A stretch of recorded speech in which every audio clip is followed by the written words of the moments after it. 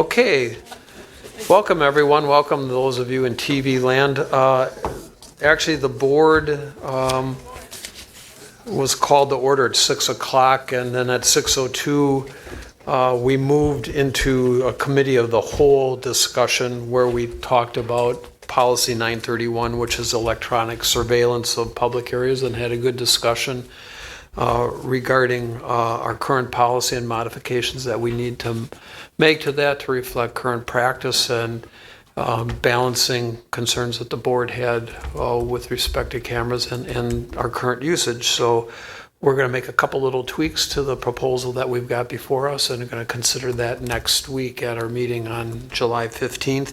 And then we also had a beginning conversation on best practices for screen time use that John Tanner led us in, and we're going to continue our conversations on that topic, which is relevant nationwide, but also in our district. So we had a really good hour as a committee of the whole, which is being used. We're on a trial basis to see if we continue that way or go back to our old committee structure. So we adjourned out of the committee of the whole at 6:59, and we're in session as a regular board at this point in time.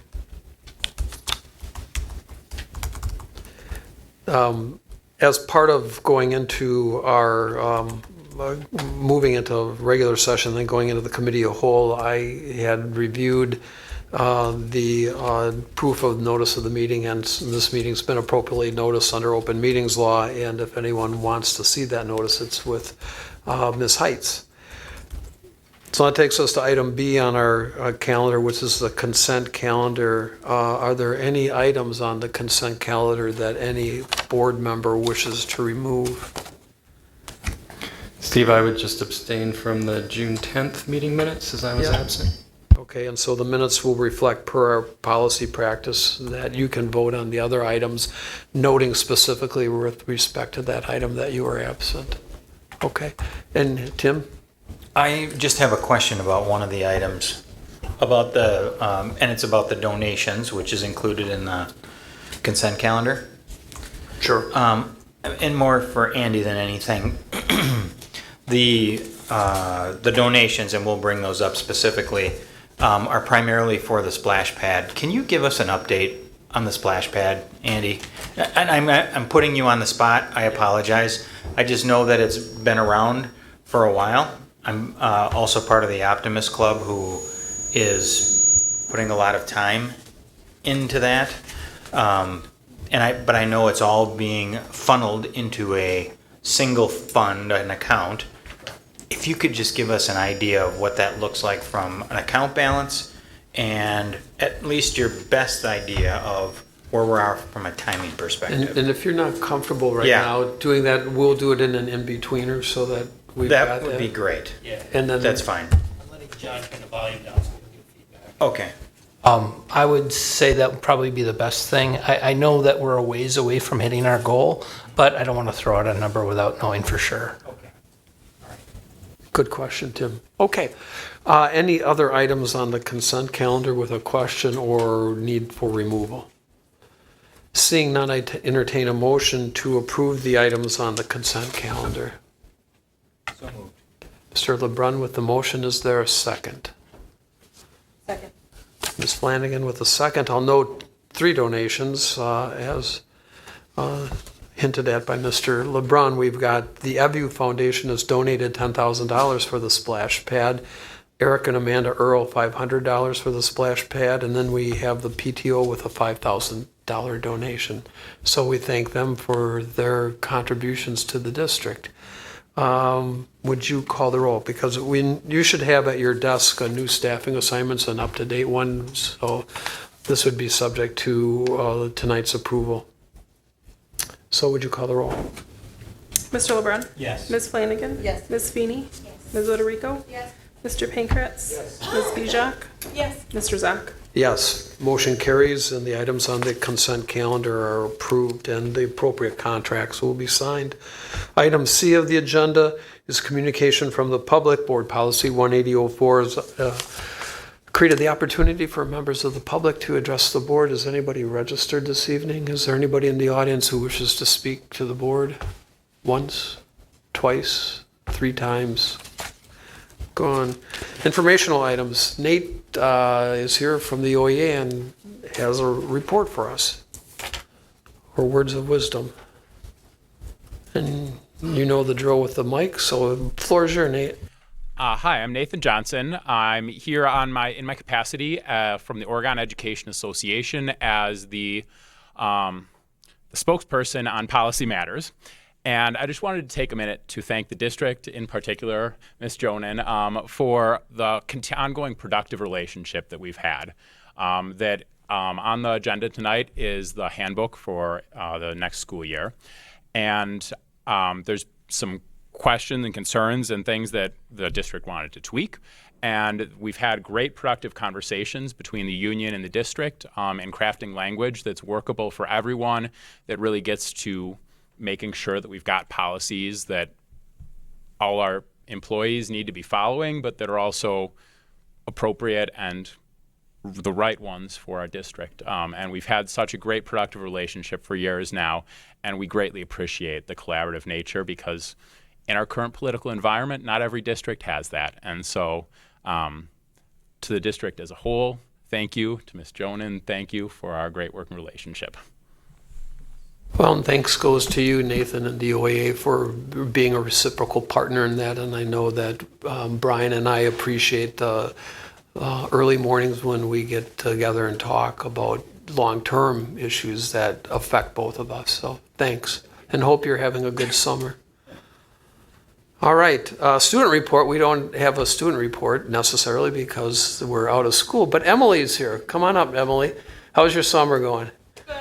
As you know, Emily was our student rep for the first semester, and we had a lot of interesting conversations, and she provided us with significant feedback on issues that we had before us. And so we wanted to express our token of appreciation for you and going above and beyond and serving with us on the board. We enjoyed our time. We hope you learned a lot from it. And so if you come up here, we've got something for you. So you get a Making the Difference Award. And so that's something that you can have to remember your time with the district, and we thank you for this. And we're going to get to you. Thank you. And we can get a picture. I'll take one more.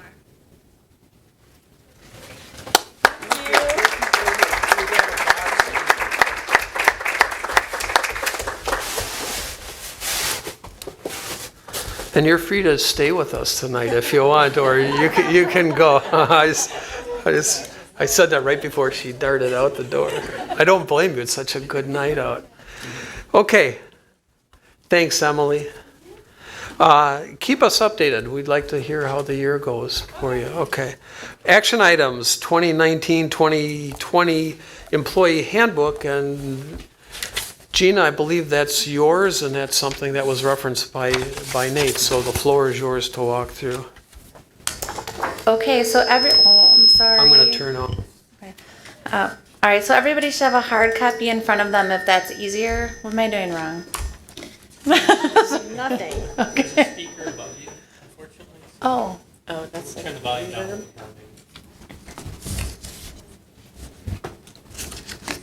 fix it, John, fix it. All right, I'm gonna maybe, should I go over there maybe? Yeah, why don't you?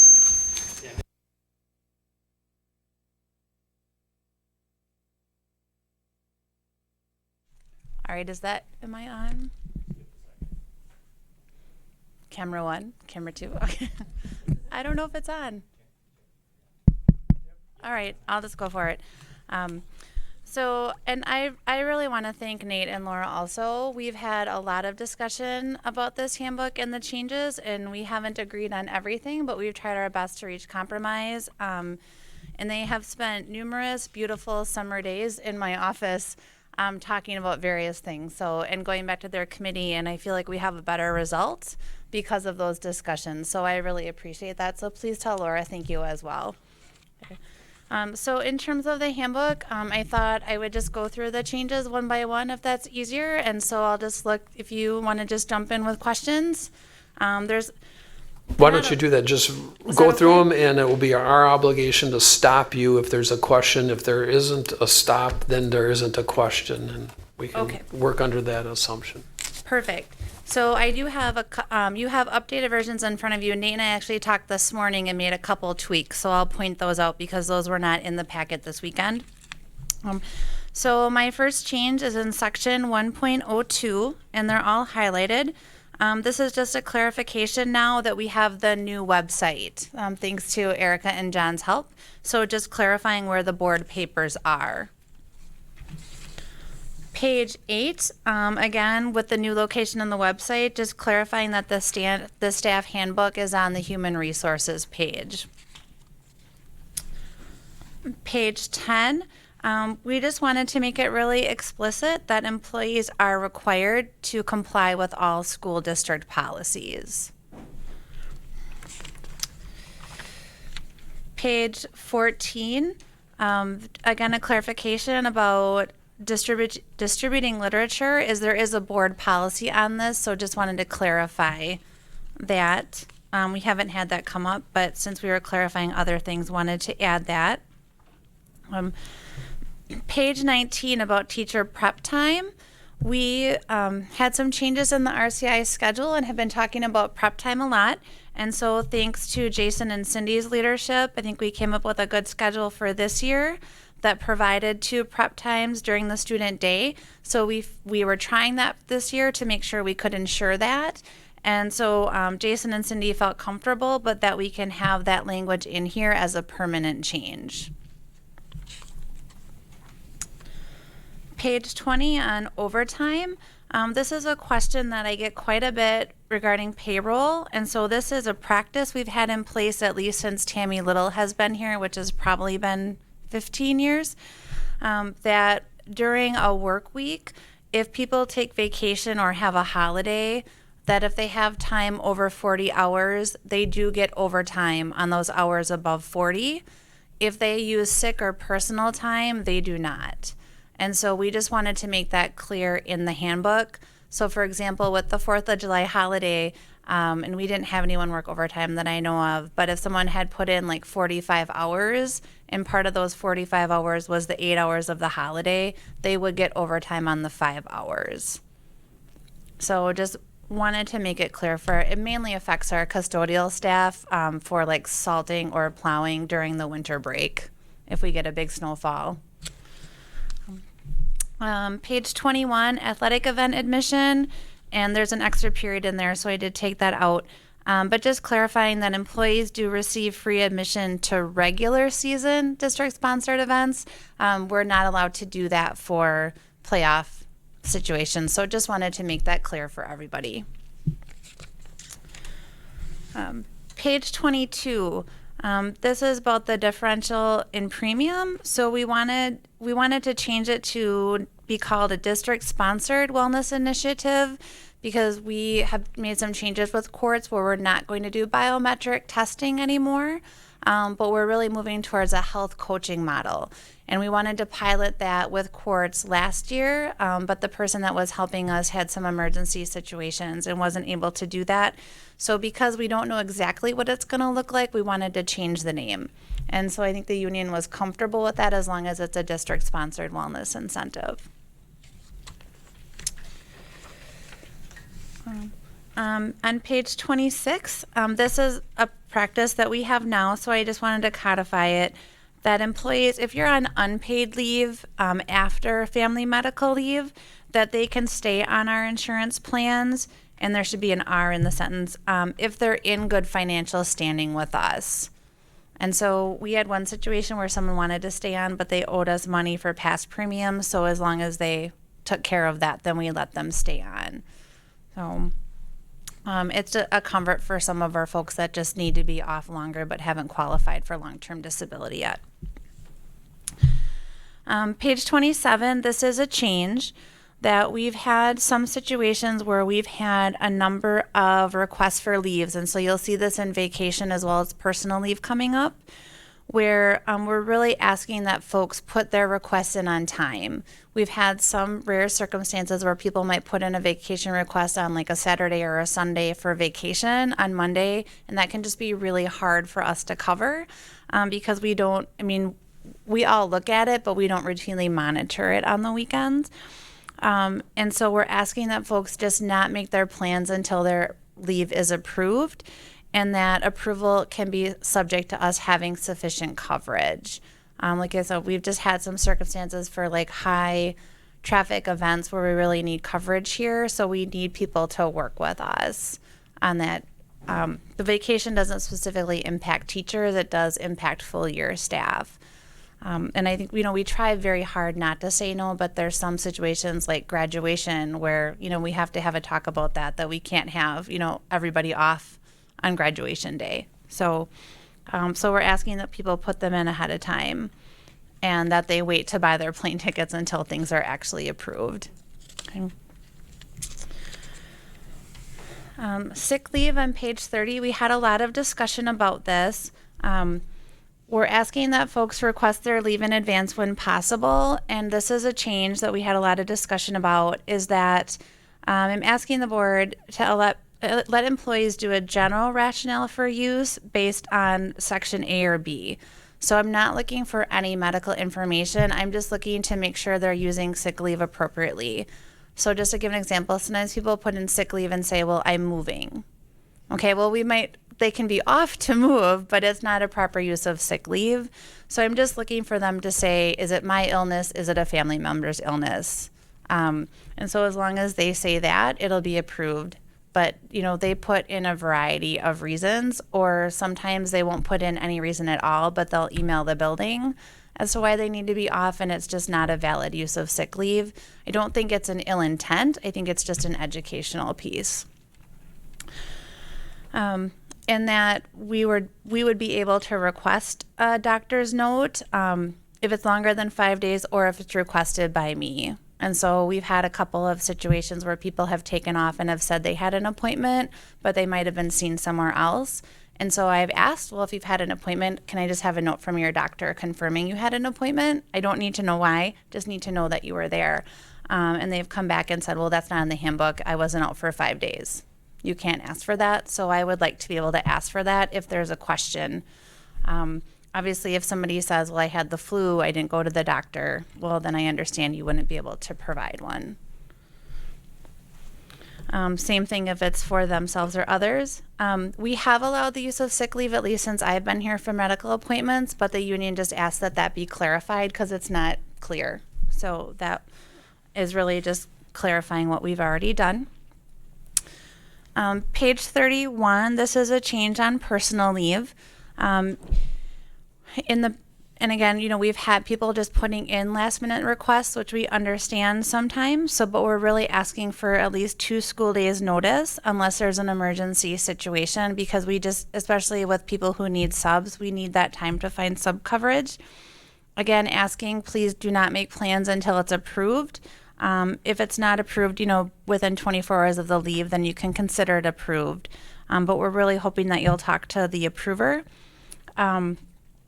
We did ask for folks to provide a rationale that helps us prioritize the request. Now, they don't have to provide the rationale, but it's really helpful. So for example, I just had one actually the morning that we talked about this, where somebody put in a leave request but had no reason, and it was over a PD day where we have some folks coming in at the principal really wanted the person to be there. So, it takes our time to call the person, okay, why are you requesting leave? What's happening? And she said, well, my brother is getting married. Well, of course, that's going to be approved. But especially in May, we get really tight on sub coverage. And so the principals have asked, can they give us a rationale? It helps us prioritize. It helps us know where to put sub coverage, and it helps us know whether or not we can approve it if we have sufficient coverage, because we do try to give priority to things that are outside of people's control. So we've had a lot of discussion with the union about this, and I would say this language is a compromise on both of our parts. Page 32, talking about emergency leave, is that, and this is what we've done now, but we just wanted to make it clear, is if people have an emergency, they're able to take it from sick leave. But if they're out of sick leave but have personal leave or vacation, that we let them take it from that as well. So that's just a clarification.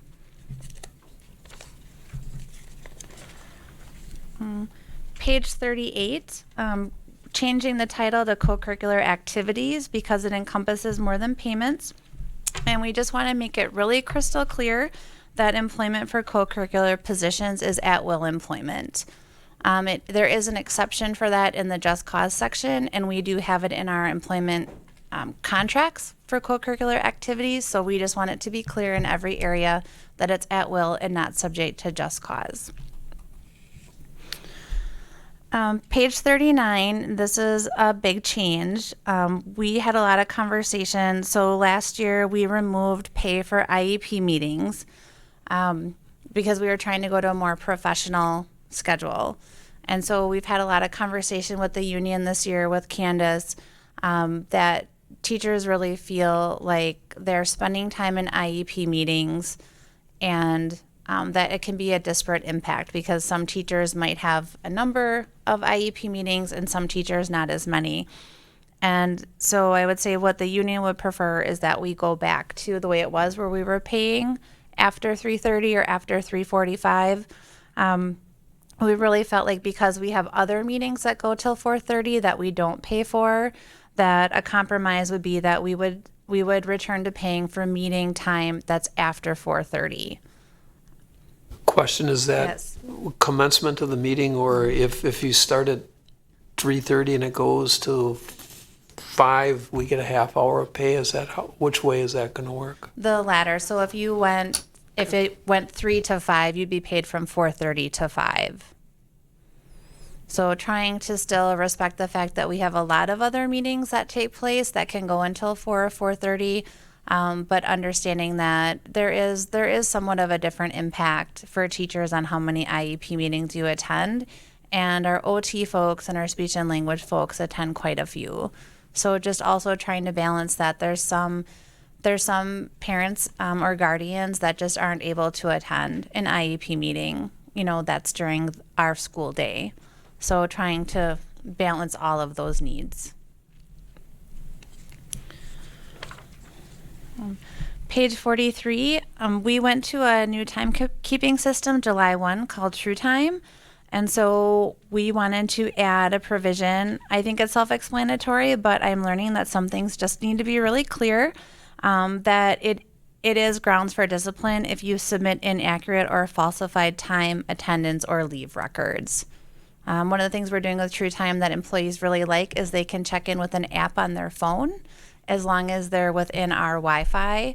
So we just want to make it really clear to folks that we're still trusting that you're logging in and out when you're working, that you're not like sitting in your car. And I don't think we'll have those problems, but in our trainings, we just want to make clear that it is an expectation that you're honest about that or you could be subject to discipline.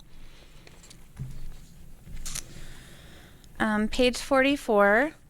Again, we had a lot of talk with the union about this. We also wanted to make it clear to staff that it's really important when we give you a password or a POG that you not share that with folks. And we have had a couple of circumstances this year that have been well-intentioned, but that people have been sharing POGs or keys or passwords with students to give them opportunities, and that, that's just not a liability that we can take on. So trying to educate staff, again, well-intentioned, but just not a safe choice.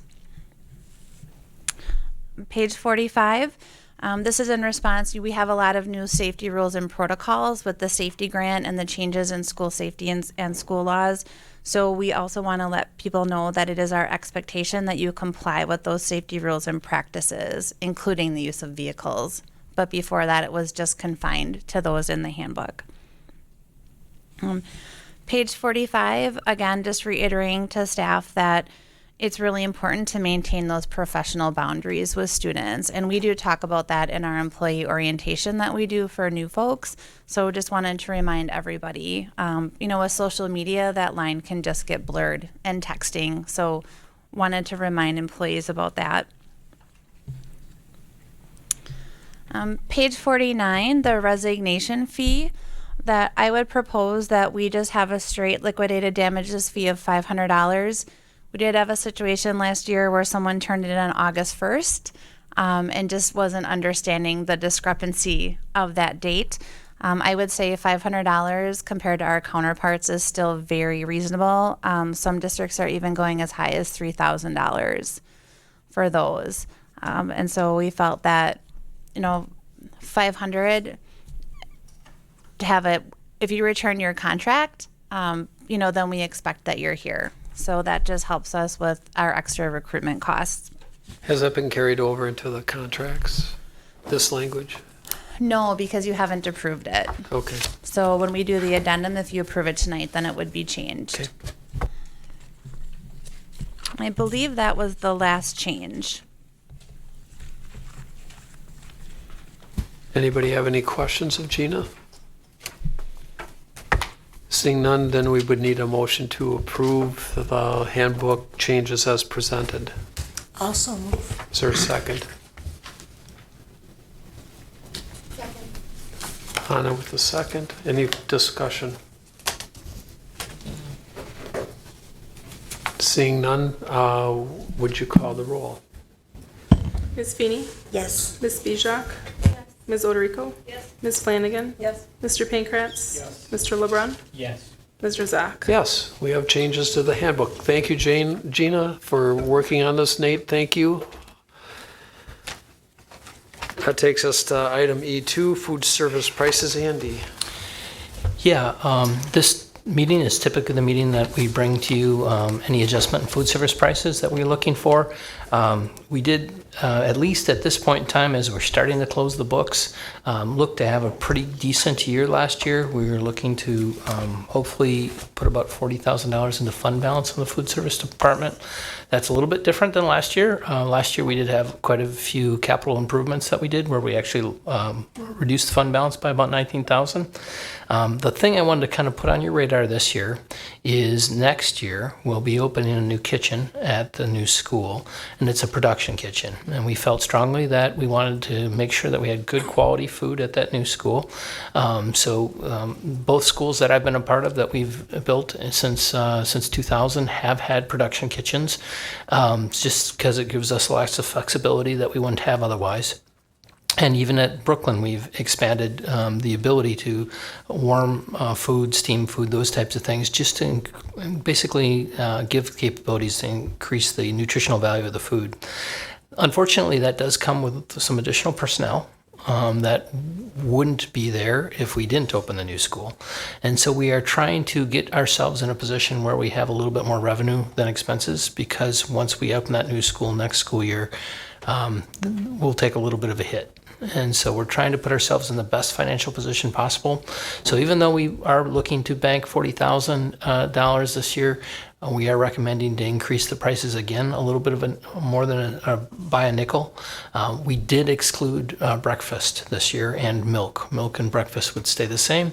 We are trying to grow our breakfast program a little bit more. We'd like to get a little bit more participation, and we don't want to create price as an issue there. DPI has basically kind of recommended that not large increases, but small incremental increases seem to be accepted more by the public. And so that's why we're recommending this at that point in time. Does anybody have any questions? I just have some questions in general about food service. In terms of families that are not on free or reduced lunch, what percentage of families, and if you don't know percentage, what are we seeing as trends? Are families that can pay full freight, are those numbers increasing of kids eating school lunch, or are they going down? What have you been seeing over the past few years? I'd say over the last 8 years, they went down a little bit. The recession, our numbers had gone up. I'd say that they've gone down and they've been fairly stable. But I can do a little bit more research if you want details, but that would just be my gut feel. I'm just curious in terms of if we've seen any huge declines or any increases. And I would say there was a decline as the recovery happened from the recession, but I think we're fairly stable now. And along those lines, I think I'd be interested to see at some point, as we go through the school year, a report from Sarah, our new food director, about what she's seen and some numbers along the line that Krista's indicated. What percentage of our kids are having breakfast? What percentage of our kids are having lunch here? At all levels, what's participation? When would you like to see that report? I don't think it's going to be meaningful until we get to at least through a semester. Okay. And let her get her feet on the ground in terms of what she sees. And we haven't seen that in a while. Yep. We can bring something in the early spring, late winter, something like Okay, that. Brian, could you make a note that we'll put that on our new calendar? That's kind of the information. And I think it would be helpful if we could see it disaggregated along free and reduced and non-free and reduced too. Yep. The only other thing I would add to that is the time in which kids are allowed to eat lunch. What is the lunch period?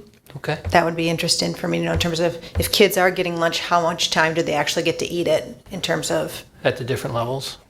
Okay. Anything more, Krista? Anything over with Tim or Barb? With regards to breakfast, you said you're trying to get more Participation. for breakfast. What's the thought process around that? Is that about spreading our costs, or is that about something else?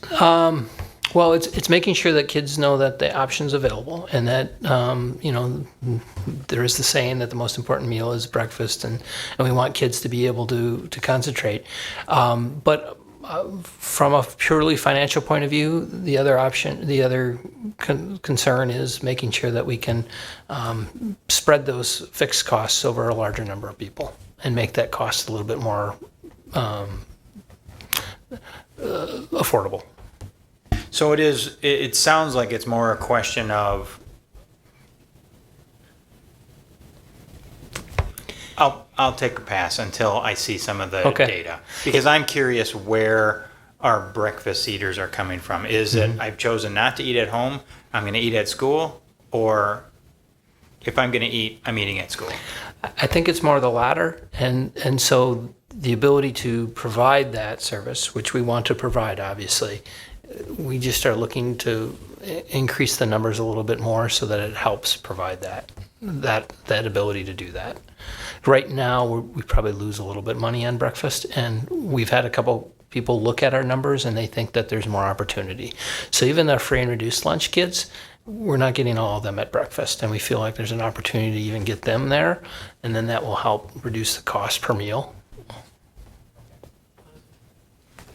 Yeah, I just have a comment as far as I know in our elementary schools, they were doing some farm to table type stuff. Is that all funded through grants that are secured by the schools and doesn't influence necessarily our food service cost and food service?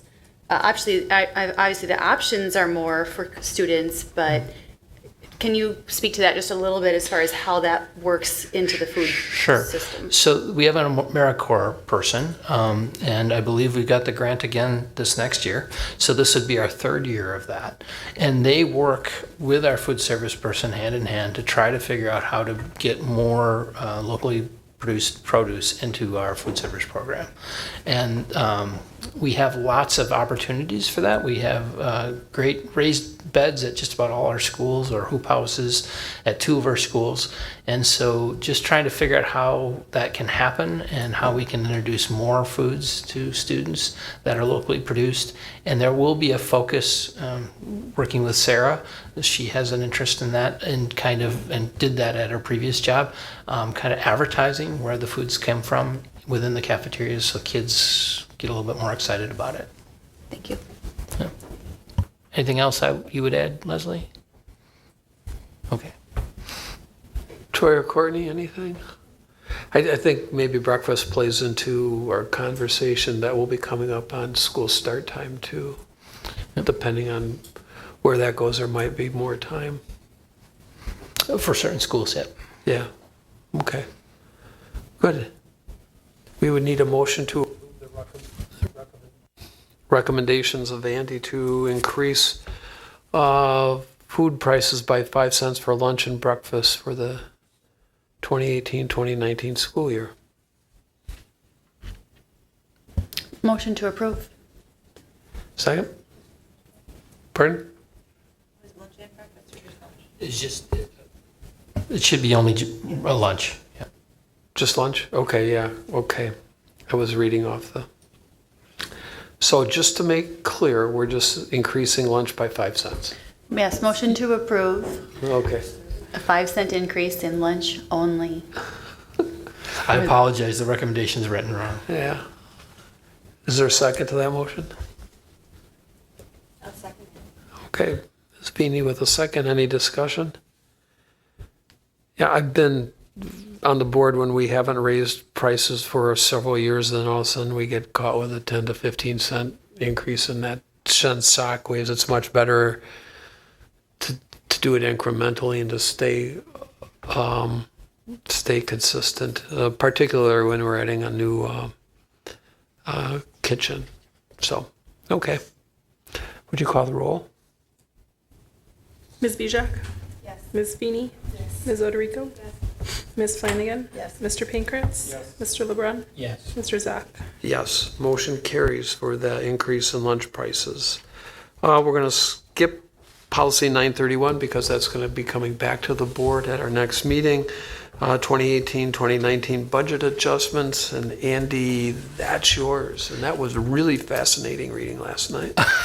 Just gotta tell you. Well, I appreciate that. Yeah. Made my night as I was watching the Gold Cup last night. Yes, Yeah. yes. So this is just something that we typically do, and if you look at the calendar, you'd go, wait a minute, we're actually into the next year. DPI actually allows you to do it after the fact, and this is simply kind of an administrative type of thing that we kind of review the budget, make sure that we don't exceed any particular functional area. So we then go through, and if we have to adjust any functional area, we do so. Usually, as the agenda item talks about, it's for areas of grants and those types of things. This year, we actually reduced a little bit because we had budgeted the sale of 2 homes, construction homes for the Panther construction program. We did successfully sell last year's house, 2 years ago's house, after July 1st last year, and that same thing's going to happen this year. We're going to be closing, I think, next week or the week after, actually 2 weeks, last year's home. So it's just timing. They're not falling at the right time. We had hoped when we built the budget that we would actually sell this last year's house, 1819, before June 30th, and we actually had an acceptor offer. Everything was good, but people just couldn't move quite as fast as we would wanted them to. So we did reduce, actually, from the revenue and expense side, the food service, or I'm sorry, the construction home, last agenda item, the construction home from the budget, and then we just basically modified some other grants that we had received that we weren't aware that we were going to get at the time of the budget approval. So pretty boring stuff. I apologize. Soccer game was pretty exciting, so that made up for it. Yeah. Okay. Yeah. Any questions of Andy on the budget adjustments? It's a routine task that we do every year that makes it easier on your accounting end when they come in. It saves a footnote in the audit. Yeah. Yeah. Okay, I need a motion to approve the, okay. Okay, is there a second? I'll second. Mr. Pankratz with a second. Any further discussion? Seeing none, would you call the roll? Mr. LeBrun? Yes. Mr. Pankratz? Ms. Feeney? Ms. Oderico? Ms. Flanagan? Yes. Ms. Bijak? Yes. Mr. Zach? Yes, so we have budget adjustments. Thanks, Andy. That takes us to informational items. First item up there is Youth Sports and Athletics Task Force update. And Mike, I think that's you. And Erica, you're joining Mike? Okay, so the floor is yours when you get up and connected.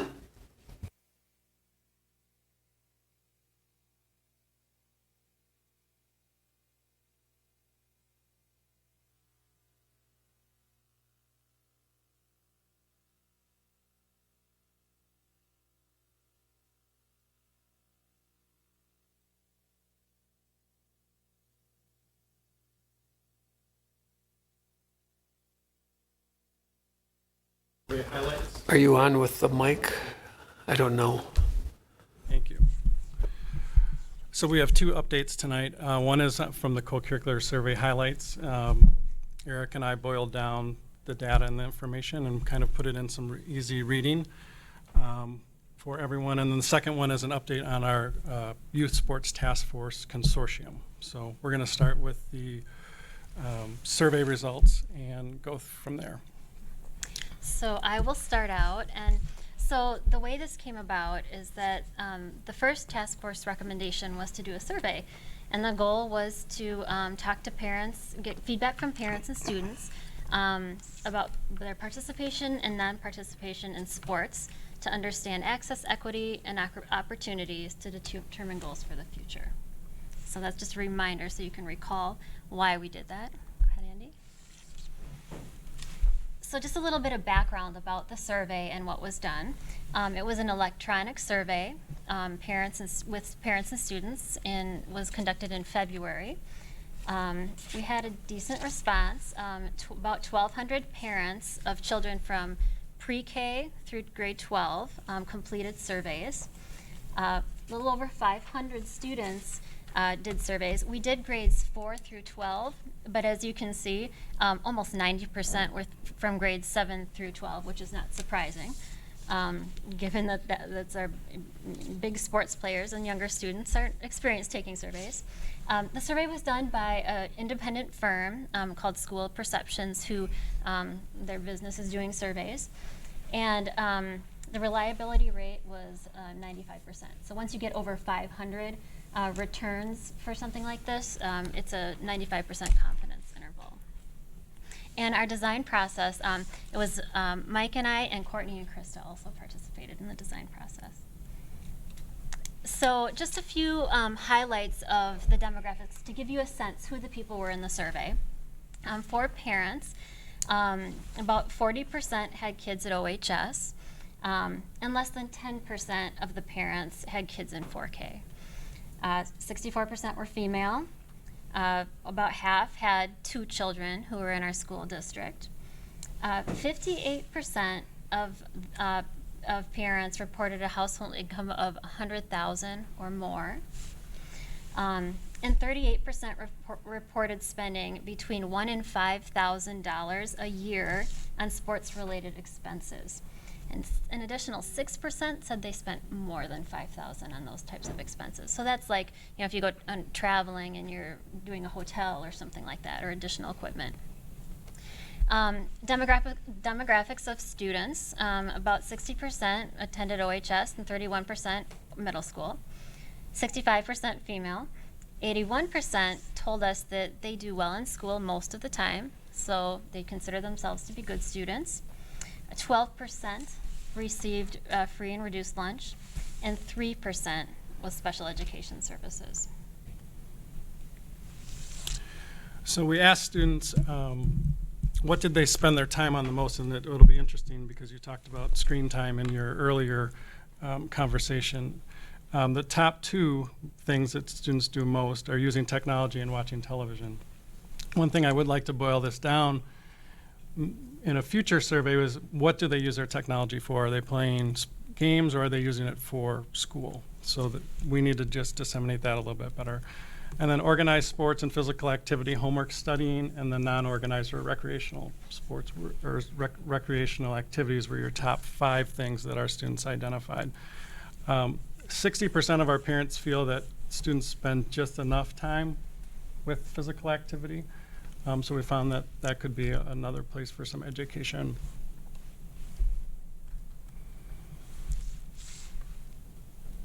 So why do our kids participate? 90% of them said to have fun, to spend time with friends, to do physical activity, or they like a sport. As we went down the list, to get better, to learn teamwork, to be involved in school, to learn the thrill of victory and agony of defeat, obviously was way at the bottom. And then, Erica, do you want to talk about the next slide? Mm-hmm. Yeah, so in terms of reasons for not participating, this is kind of compare and contrast. A lot of them seem to be focused on time. They said it in different forms, but and again, this is in order. Academic commitments, time conflicts. Some say they're not interested in the sports, or they had a different time commitment. And then stress and pressure. So you can see in the list here, but it seems like time was one of the things that came up consistently. So this is some local and national trends. The first one we're going to show you is from the UW. And Dave Knight put this together for the coaching summit last summer, which some of our parents went to who were in the parent group. I think we wanted to show you that our kids aren't that different than most kids around the country. To have fun and to improve their skills are the number one reason why students want to play sports. So I think if we really keep that at the focus of why we offer either sports at a club level or in the high school or middle school, to have fun is the biggest reason why kids want to. To succeed or win is the lowest ranked, but it's also the number one reason why kids want to quit sports. So we really have to kind of dial back, I think, and really talk to our kids about why do you want to play sports, what do you want to do, and why is it important to you? Because I think a lot of times as adults, we're the ones that talk about why you should do something instead of really talking to our kids. So I think this quote really struck us as we put it together. The number one reason why kids quit playing sports is one of the last reasons why they play sports. So I think that was really important.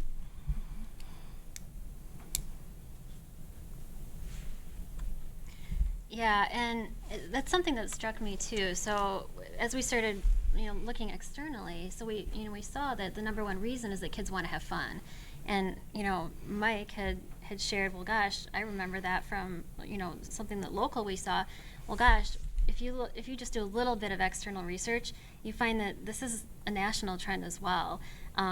So in this particular study, and this is just one of many that we could have chosen, but this was from George Washington University, and they asked children, again, why do you play sports? And the number one reason, is they got in a lot of detail here, but they described things that were more fun. So what is more fun to kids? Well, trying your best. When the coach, treats me in a nice way. Getting play time. You're not even winning, but just being able to play. Playing well with my team, getting along with my teammates, and being active. And as you can see here, we get to number 81 here on the less fun. But what is less fun? Number 48 was winning. So that's way down the list. Playing in tournaments, practicing with specialty trainers, earning medals or trophies, traveling to new places, and getting my pictures taken. Must be a lot of that going on. But kind of the key takeaway of this, from this large national study, is that kids define fun as these social bonds that they have and having access to play and access to the action versus winning and achieving a certain physical objective. We also asked about athletic expectations, and this was between our 4K parents and our seniors, and I think that this is really important.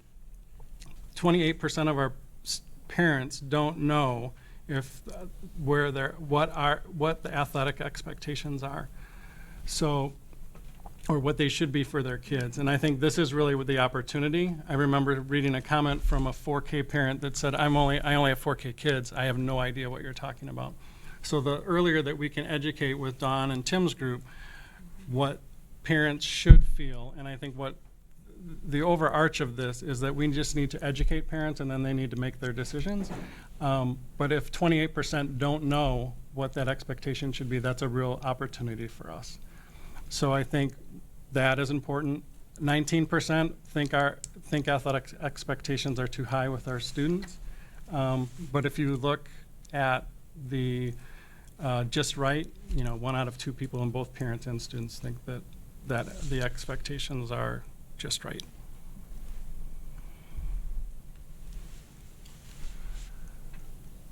So then we also wanted to talk about sports specialization, because that really bubbled to the top, and I'm going to talk about that more in the second presentation. But 31% feel pressure to have their child specialize in one sport year-round.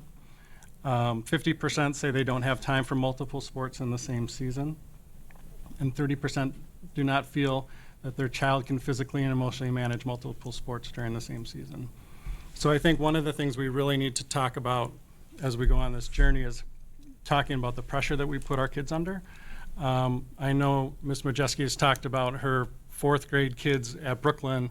You can tell when tryouts are for soccer or their tryouts for other sports because their kids are really ramped up. And it's stressful, and it shouldn't be stressful, because if we go back to why kids want to play sports, it's to have fun. So we really have to go back to this natural bridge of why do kids do what they want to do? Are they playing a lot because as parents we want to do that, or are they playing because they just want to have fun? So we feel like that's a really big thing, and I'll talk about sports specialization in the next presentation. I'm going to do this one. So we also ask parents why they say their children don't participate, and these are listed in order. The most frequent is that they're not interested, but there's a similar theme here. The times conflict with other things that they have going on. It's too much of a time commitment for them. Some say cost. They prefer other types of activities or more recreational activities or other commitments. So again, it's that theme of the time and how much time do they want to put into one sport versus all the other things that they have going on. So here are our key insights. I think the results are consistent with our kids are no different than other kids in other places. Our parents have the expectations that other parents have in other places. So as we try to form and shape and educate, we know that we're talking to people that are like-minded, people around the country. We've talked about enjoyment and fun over and over. Time is the most frequent reason, and I would say that we put time not only in sports but in school and all these other things, and we expect a 7 or 8 year old to sometimes act like an adult. It was because we pressure them with so many different opportunities, so many things that are structured. And then there's an opportunity to share this, I think, with both our coaches and our youth sports contacts, and then our parent group to really kind of put this at the forefront and educate appropriately. So moving forward, we came up with these things that are really important. We want to continue to share this information and provide education to our stakeholders, which were those three groups that we talked about: the parents, our youth groups, and even our staff here. Continue working with Parental and Sports Consortium Group on programming, and that's something that we've been doing, and I'm going to get to that next.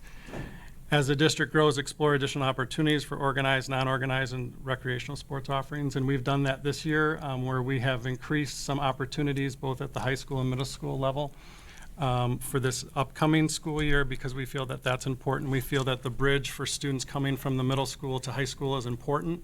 So we have added some extra teams in soccer. We've also added some extra teams in volleyball. We've added some extra teams in hockey because we know that that transition is something that can help students transition well to high school. And then find ways to offer opportunities to students and families who are not currently involved.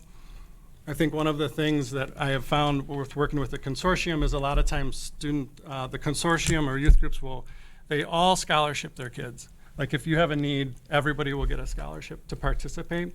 It's sometimes those hidden costs of going somewhere or traveling and hotels and those sort of things that sometimes people might not want to ask help with, which is really important. So I think we need to find out ways for those people who aren't currently involved but want to be involved, how we can help them. And that goes back to that equity lens that we have. So making sure that that's at the forefront of what we do with our kids. And then one last thing we wanted to leave you with. So like I said, Mike and I had done some external research, and the point that our kids are very similar to others across the country, and we found this very powerful video. It's 4 minutes, but it's impactful, and it looks at they asked kids again, why do you play sports, and how do you feel when your parents are watching you play sports?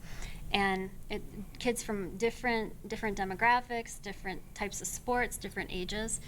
So we'd like to share that with you. So Andy, if you click on the link and enlarge the screen. Yep. 1, 2, 3, 4, 5. All right, you guys ready?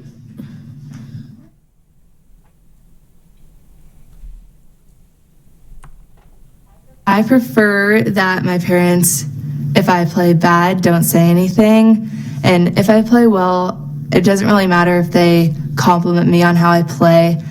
I just I don't know, I prefer my parents to, not talk as much. I can hear them like cheering me on, and I'm like thinking in my head, just shut it, I'm trying to focus. My mom yells in Spanish, like, go, go, go. My mom usually says, use the backboard. You should use the backboard. I get angry because it annoys me. I'm kind of embarrassed. She tells me to get in the position that my coach told me not to get in. I'm like, well, no. And then she's like, get in your position. I'm like, no. I get a little tense when I have a certain score to get, and she's like, you gotta get that whatever score. And I'm like, I don't like it when they try to push me even more, even though I'm trying really, really hard. Coming from the coach's mouth is kind of better, I feel like, because your parents are there to support you and your coach is there to help you, you know? You just start screaming, Valentina, run faster, make a basket. But I just start going slower every time when she says that. The other people were like, wow, that mom is like really wanting her kid to win. In my inside, you can't see it, but I'm inside saying, be quiet, be quiet, be quiet.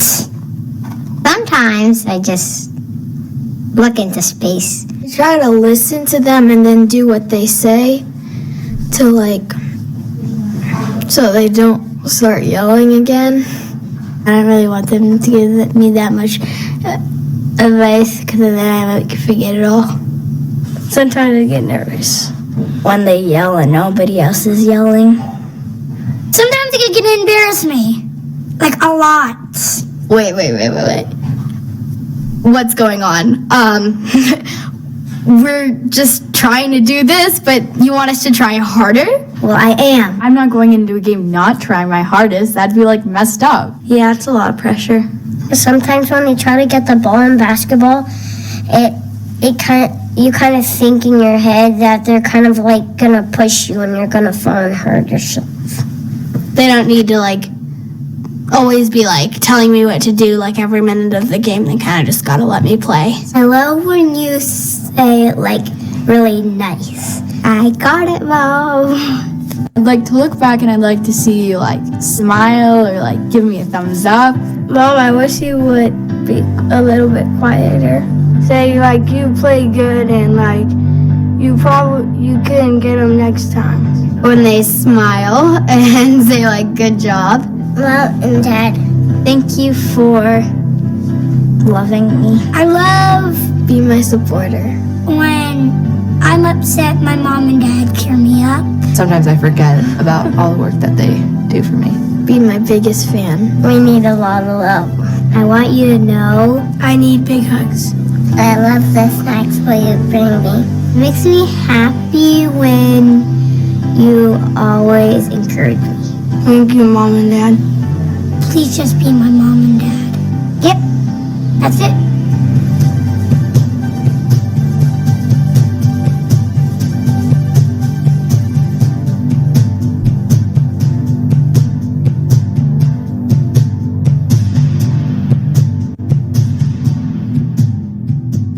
So we've talked about that theme. You've heard it a number of times of I love to watch you play. I think what's important is when we had the sports summit, and Krista will ring in on that, we had a panel of students who said the exact same thing. So again, our students aren't that different, their experiences aren't that different, but there are things that we can do to make their experiences better, which is really important. So that's kind of the survey in a nutshell at a 30,000 foot view.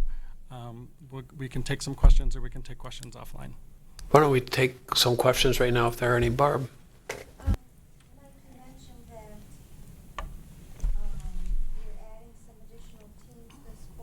Mm-hmm.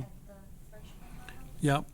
And are these going to be teams that are going to be competing elsewhere in the state, or are they in the region, Yeah, so basically what we're going to do is we're going to expand volleyball by adding another team for that, because we know there's a high level of interest in volleyball for girls. We're also going to add another soccer team for the boys.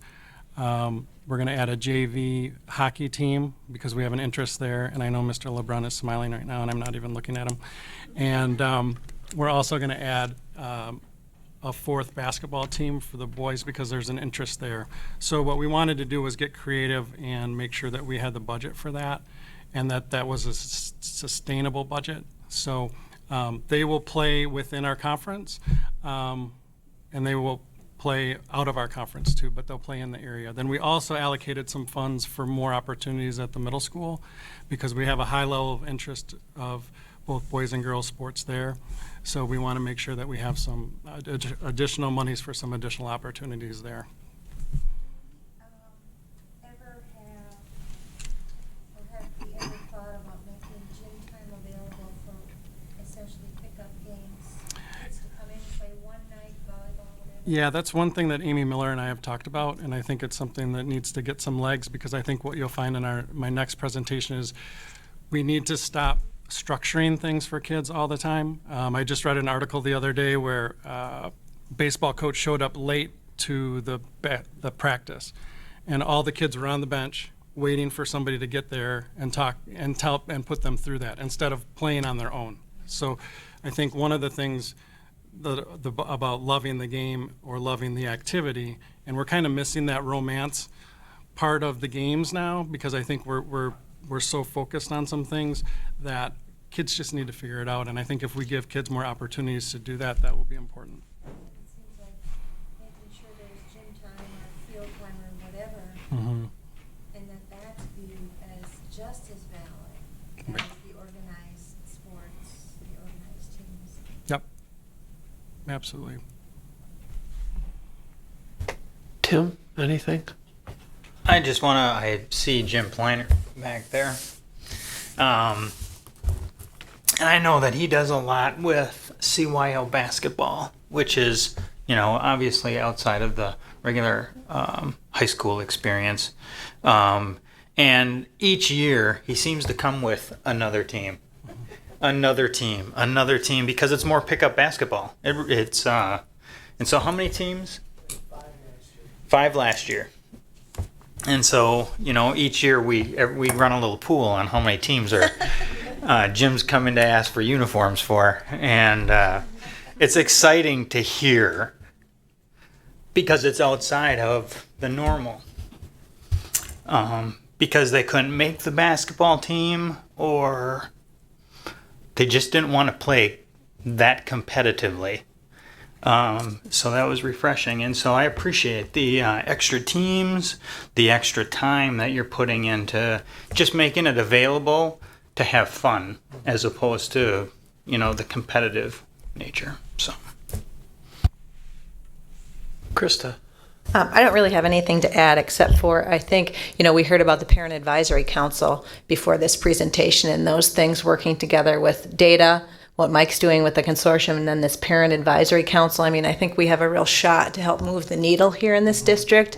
And like so many other things, we can be a model for communities around us, because this is really important stuff. I mean, not everybody has to be a sport kid, but physical activity and just how we view that educationally. And, Brian always says that this is educational-based sports and athletics. And if we can model that and actually move the needle like I think we are, that's really important stuff.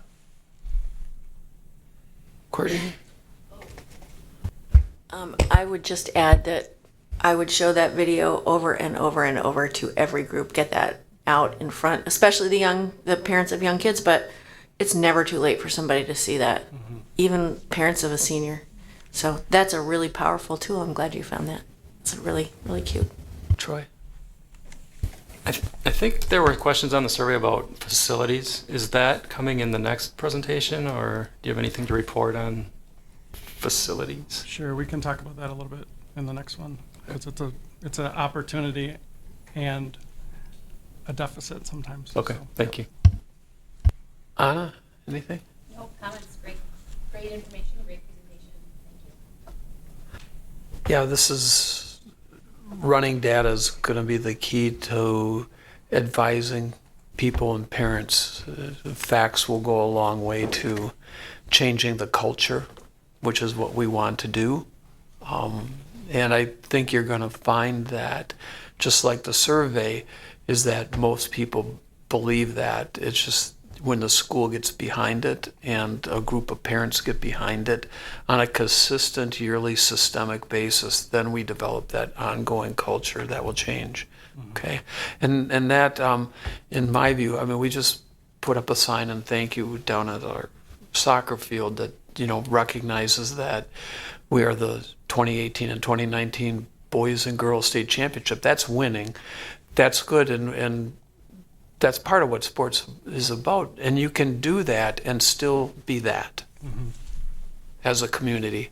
They are not mutually exclusive, and that's the message that has to get out. So, thanks.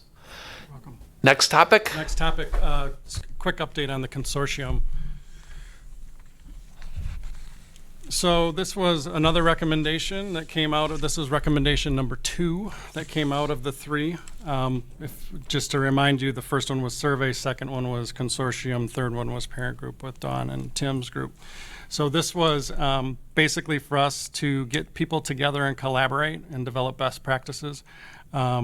To talk about areas of coach preparation and training, and then how do we communicate to families about the concept of age-appropriate activities. So that's really, how many minutes do I have, Andy? I'm bringing it. That's all right. So we have met once. We are going to meet again before the school year starts. And the other thing is I meet with these groups either on the phone or email or in person monthly. So I feel like we have a good working relationship. If you look at the participation numbers, which I think are really important, there are this spans anywhere from 30 who participate in rugby to almost 1,000 kids that participate in soccer in Oregon. And that's just in that soccer club. They could be in a different, but the Oregon Soccer Club has about 1,000 kids. And then you see in between, there are a lot of different numbers. So one of the things that Deb Bossingham talked about is not only do we have a lot of numbers, but we also, in her realm, in the pool, she works with kids who are as young as 6 months old to adults who are 92 years old. So we have different groups that span different things. Most of the numbers have increased in the last couple of years. I don't think we talked to any group that their numbers have gone down. And some of the newer groups have been the lacrosse club, the track club,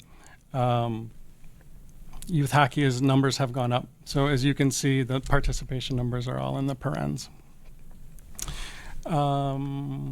So one of the things we did as a pre-meeting work, we did a TED Talk, and I know that TED Talks can be super cliche and everything else, but I felt that this one was really good. It was done by Heather Bergenson, and she talked about, she's a mom, she's a pediatrician, and she's also a sports medicine doctor.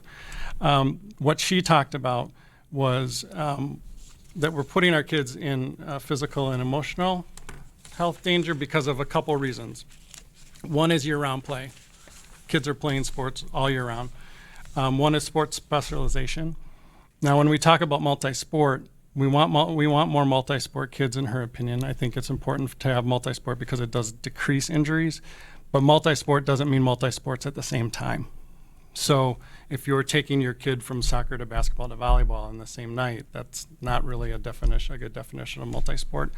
What she also talked about was the epidemic of overuse injuries. Over 50% of overuse injuries happen with our kids, and they're preventable.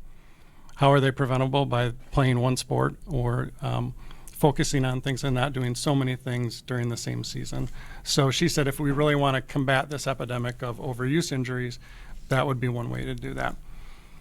She talked, in her talk, it was neat as a history major that she talked about how youth sports have gotten to become where they've become. In the 30s, it was the YMCA's opened, And then you had Little League, and then you had Pop Warner football. And then in 1976, in her opinion, when Nadia won the gold medal in Montreal, that was the key. Was she was 13 years old, and people said, how do we want to capture that? Well, you start them young and you work them really hard. So that's where she feels that in America, that's where that kind of took hold. Some of the things that she said that we can do to transform youth sports is we really have to stop saying you have to start early. I was talking to a parent tonight who said, my kid would love to play football, but hasn't played ever, and now he doesn't feel like he can do that. So I think we also have to dispel the myth of you can start whenever you start, because I think so many parents feel that their kids are left behind if they don't start playing super early. And I know that that's not true. We have multiple success stories of kids who went out for a sport, especially in high school, the first time and did really well. Or found a new sport that they've never done before.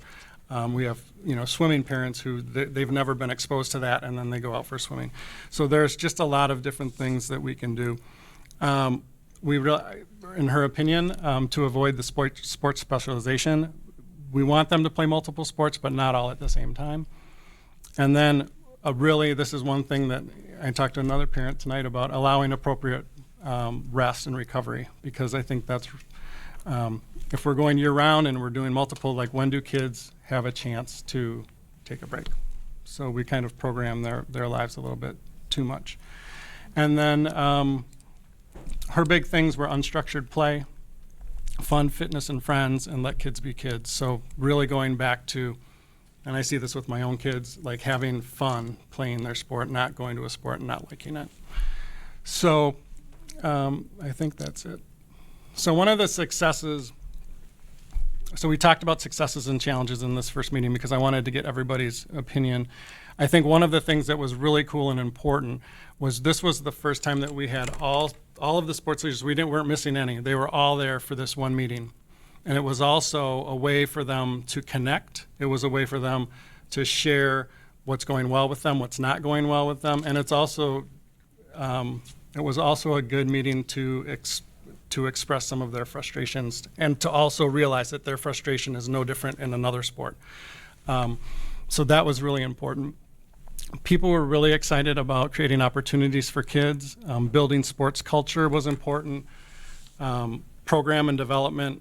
We've had some sports that have just started in the last couple of years that have done that. Creating their we do a really good job with our synergy with our OHS coaches and them working with the youth sports groups in one fashion or another. Also working on the social aspect outside of sports. Fundraisers, we talked about fundraising and what works for some people and what doesn't work for other people. And then working with parents and parent education is something that everybody has on their forefront. And then facilities was one thing that our groups are very thankful for, that we use, the district allows them to use our facilities. But as you see on our next slide, facilities is also on that list. So as we continue to grow and as we continue to offer new things, that's something that we're going to have to keep looking at. Another facility need that definitely shows up is our pool. So that's something that I would want to make sure we just have on our dashboard for the future. So other challenges are finding coaches. It's really hard to find coaches when you have a group that's really big because it's a volunteer thing, and who would want to do that, right? So we have to find ways that we want people to coach. We want to set them up for coaching success because a lot of times parents who coach have no experience coaching, so how do we make them successful? Parental expectations is something I think Dawn's group will work on. Is not everybody's going to get a scholarship, but how can we make their experience a good one? Finding referees is really hard. I was at a youth baseball game this week, and we have our kids doing it, which is great. But that number, especially at my level, we've had to cancel games this year because we couldn't find referees. So that's kind of an epidemic from my lens. Facilities is a challenge. We talked about that. And then there's some sports that have to deal with misconceptions about how safe their sport is. Football is one of them. Lacrosse is another. I don't think sports are more safe. I think sports are more safe now than they've ever been, especially football, because we have done so much research and education on that. It's not the 19 whatever anymore, so we're really doing well, I think, with those sort of things. And then finding a balance is what's too much, what's not enough, and how are people going to kind of handle that. So I feel like we really have to unfreeze some things to make some changes, because what Dr. Berkson also talked about is how did we get here? We got here because it's peer pressure. It's keeping up with the Joneses. If you're playing this group or you're playing that, then I'm going to do that. So she likened it to reverse peer pressure. If we're going to change some things, we have to do that within, and we have to be the ones. It's really easy to sometimes blame, well, we have to play all these games because we're in that league. I don't know if that's true or not, so I think we just have to really take a really hard look at that. And then we talked about ideas that worked. There wasn't one person in that group that didn't think that there was a really cool idea to get together and talk. We talked about communication and websites and social media. We talked a lot about our terminology with OHS coaches, so as kids transition into high school or middle school, they're hearing the same kind of language. And then building coaches from former players was another thing that really helped, because I think if you've experienced anything and you want to give back, that's a good way to do that. So the future topics that we're going to work on are coaches education. We think this is really important. This is something that all of our OHS coaches did this year, which was 3-dimensional coaching. And it's really social and emotional coaching, which I think is important because we talk about that a lot in our district, about meeting kids with their social and emotional needs. It's not about tactics. It's not about what kind of plays you call. It's not those sort of things. It's learning how to motivate kids, how to build confidence, how to harness emotion, to work on teams, and to effectively set goals. So we know that that's really important, and that's kind of the third dimension of coaching. What we're going to try to do is have our youth groups go through kind of a similar, what I would call a 3D coaching light, which isn't as depth, but more of a breadth for them to get some more education. We also talked about common policy and common language with expectations. So if a parent participates in X sport, they should probably have the same expectation in Y sport. And I think people were really open to that. We talked about medical policies, about concussions. We want to talk more about that. We want to talk more about emergency action plans, because that's something that we do at the high school. If this happens, how do we handle that? And then we also, because this is something that's creeped down more into junior high and middle school, drug, alcohol, and vaping issues, and how do we handle those sort of things. So it's definitely on their forefront. So with that, I'll take questions. Anna, Troy, or Courtney? Questions or comments? How often do you meet with these groups, and what's kind of the expectation for the next year? Yeah, I think we'll meet one more time before school starts, and then I think we'll probably meet twice a semester after that. I think the expectation is more of sharing and kind of planning and getting people on the same kind of page if they want to get there. And they might not want to, and that's fine, but I think it's more of sharing the education piece of how things and best practices and how things work. I really appreciate all of the research and things that you're bringing as discussion points, and I would say that I agree with so much of what is being described as kind of this pressure that is felt to have your child play year-round. Mm-hmm. And again, the keeping up with the Joneses. Well, gosh, if my daughter doesn't do what the rest of the team is doing, she's going to get behind in her soccer skills, and then she may not make the team, and then she wants to play high school soccer, and what if she doesn't keep doing what everyone else is doing? And so it's so perpetuating in our society. It's not just Oregon. Right. So it's going to be a difficult undertaking, I think, to break that or to try to shift away from that, because there's so much there's so much invested in that, and so I think it'll be interesting to see how this can move forward and how these youth sports groups can kind of embrace that approach and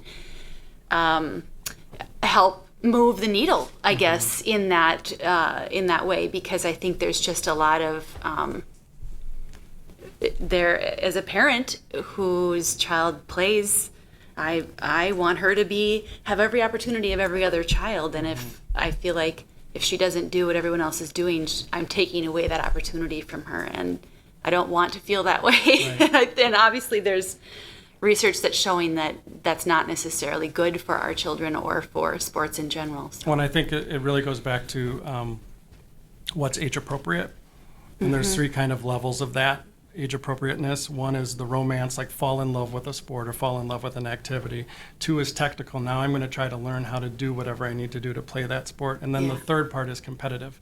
And I think what sometimes we lose focus of is we skip right to competitive, because competitive means playing games and having fun. But if you skip those 2 pieces, you're not going to love what you're doing.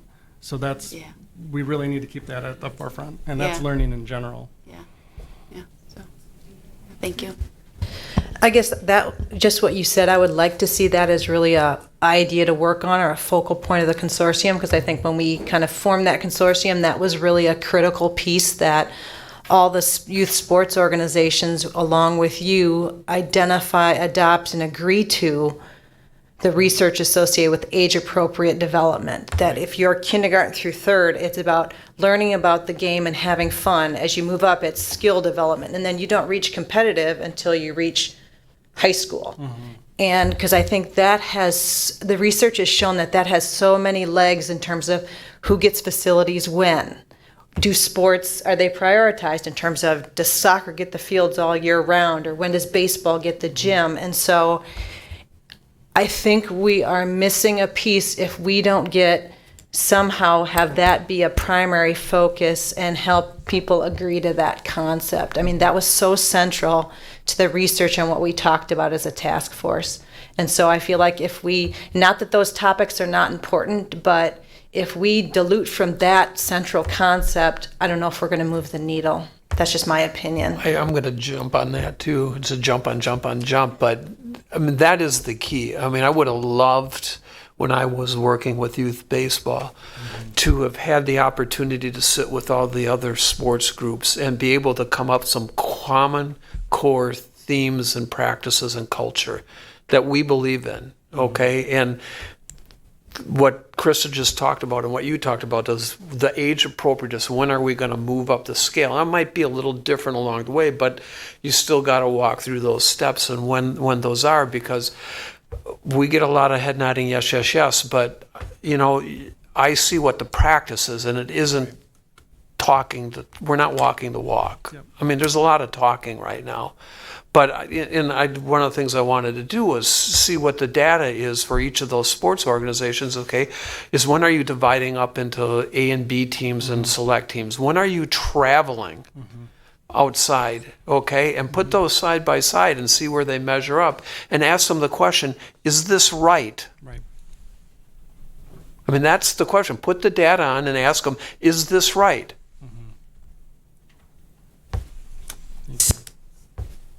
The only other piece to that, which is essential research, is that kids should not be practicing a sport more than their years and age.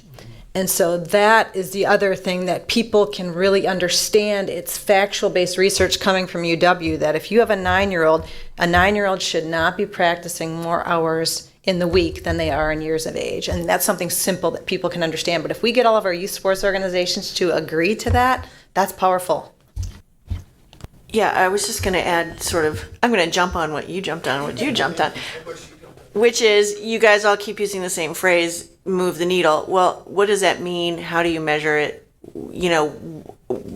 Does that play into sort of some of the work, the early work for the consortium, in that you establish your baseline, whatever those baselines look like, whether that's when do they get competitive, when do they travel, how many hours do we set for practice, and then you can measure against that in future years to see if you have in fact moved the needle, and potentially offer up that survey multiple times Perhaps it needs tweaking, or we want to, do a more in-depth survey. But to be able to, make a real difference and measure it is important, rather than just saying, yeah, we think we've changed the culture, but have we really? So.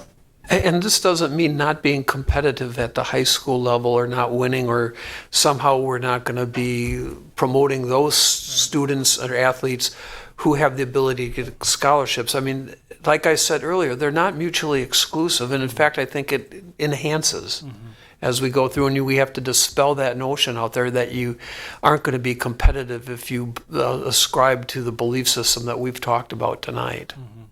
Well, I think the other thing, you've probably heard me talk about this in the past, is most kids play sports for 7 years.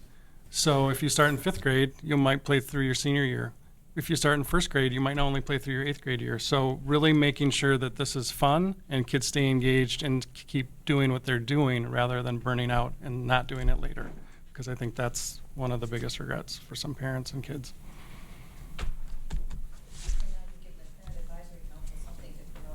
Correct. So they're saying it's their game, but they're saying this is what that means. Right. You guys have all agreed to it. Right. I just want to say, I think there's a piece of the parental education, again, not just about how their individual child is performing, but just the whole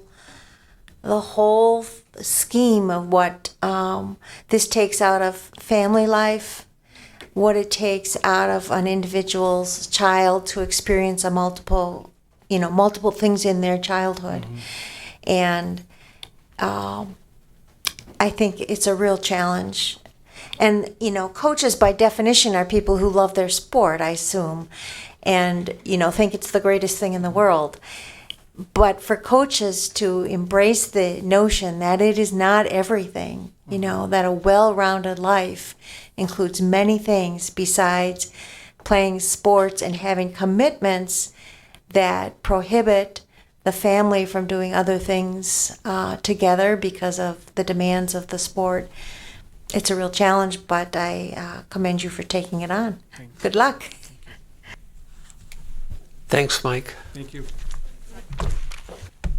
Great. That was a really good discussion. Update on state budget 2019-2021, and thank you, legislature, and I'll just give you Governor really Evers for a super fast update. helping us. You remember a couple of months ago, we heard the state budget will not be improved until October, after boards set their tax levies. We also heard public schools will operate on the previous biennial budget, and the entire budget will be vetoed and the process started over. That has been some of the conversation, rhetoric, discussion that's gone on for the last few months. Here's what we know. Governor Evers signed the state budget last week. Public school funding will increase. The net effect of the budget plus vetoes is a little over $200 a year for all students in the state for both years, and some of it will come in revenue caps, some of it will come in a per pupil basis. To me, it's all relative. The fact is, we have the money that we placed in our budget, and there's also an increase, the first time in, I believe, 10 years, that might be too low of an estimate, that special education funding is going to increase. So that was a big step. Not as far as we'd like that step to be, but there will be another state budget. Between now and our annual meeting in September, Andy's going to sift through the budget data and get us all prepared for the annual meeting. Also on July 1st, DPI produces a state aid report, and when I looked at it, I think I have the number correct. It's around an additional $225,000 of state aid. And that is not additional spending authority. That's money that will help reduce our property tax levy. So that's a good thing. And sort of my end summary would be, all in all, I would give this year's budget, 2 thumbs up. It's been a long time since we've seen increases at the level that we've received, and also increases in special education. And while it's not perfect, and our appetite for educational funding is quite strong, it's still an incredible state budget for us. So I'll stop and see if you have any questions, comments. One thing that I'd like to see is just a updated worksheet in terms of the revenues, and we had that when we did our staffing and we were doing priorities, so I would like to see that format reproduced and updated with respect to the revenues that we're getting and the priorities and what we've approved, and if there's anything left in terms of priorities. So if you could get that to us. That would connect back to the April 8th report. Right. Okay. Any other questions? Okay. Next item is administrative staffing, and at A-Team Workshop, Jim made a recommendation to me to utilize a vacant staffing position at OHS for an associate principal. And you may recall what Steve just mentioned in our April 8th, 2019 staffing report. In Table 2 of that report, it was item 12. You're welcome to look at it, but I've already verified this. We addressed our review of adding an additional associate principal at each grade level at the middle school and high school. I will tell you that was a long view. That wasn't a short view like we're going to do that in the 1920 budget, but we wanted to get on everyone's radar screen, that longer view in terms of administrative staffing. The idea didn't get a lot of discussion at the board table, and we didn't spend a lot of time talking about it because we knew we didn't have money to go to table number 2. Historically, when we already have approved staffing allocations, those have stayed in the buildings, and the buildings have made a decision with how to allocate those funds. But because we were looking at an administrative position, I wanted to check in with Steve and make sure that that's still viewed as operational, and that's a my card thing that Jim and I and Gina can work out. And Steve and I came to the agreement that yes, but there's likely some board feedback for us on that or some board questions. So I'm going to ask Jim and Leslie to step to the microphone and share a little bit of their thinking on this, and then open up the floor to the board to give us feedback, because of course we would like to post the position tomorrow so that we can get moving on this and get a person on staff as quickly as possible. So I will yield to my two counterparts. Thank you. So we've given this quite a bit of thought, and we have several discussion points as to why we believe this is a really strong path for our students moving forward. And Jim has some notes, so I'm gonna let him get started on it. But this is something that we have co-created as a team. And anybody who works in this building wears a lot of hats, and we're looking to add a member to our team to meet as many needs as possible in the highest leverage way. We've considered a number of different options and feel as though we would recommend an associate principal as a way to align support for students with our student services team in a way that would be more proactive as well as reactive. I would envision that we would have an alpha split with an associate principal aligned with a counselor to provide support for academic behavior and discipline issues, as well as producing any kind of interventions and progress monitoring that might be necessary. In addition, with that, we also have some EE evaluation support that an AP is uniquely positioned to provide that we can't through a dean or another method. We have this year recommended, actually at the high school things, we've looked to delay that third year of evaluation for a small number of staff members because we were hit with 46 this year in our summer year, which is an enormous number of folks to come around the bend. And so another category of position wouldn't be extremely helpful in providing evaluation for staff, and that's another thing that we would feel that would be really important. Additionally, we're looking at supervision of students and security of the building, and we feel that we have a lot of flexibility in the way that the workday of an associate principal looks. We've got, at the high school level, there are events throughout the nights and weekends, et cetera, and the primary supervisors of those activities are our admin team, and in many ways, I think that they contribute to the planning and the security and the safety of numerous events, from athletic contests to dances, etc. So we feel as though, in terms of providing coordinated support in partnership with our student services team, an associate principal makes great sense. In addition, that allows us to focus really brightly on transition year from 8th to 9th with another team member, as well as that senior year. When we look at project management and instructional leadership, associate principals are also play an important role in driving the initiatives of the building as well as those of the Oregon School District.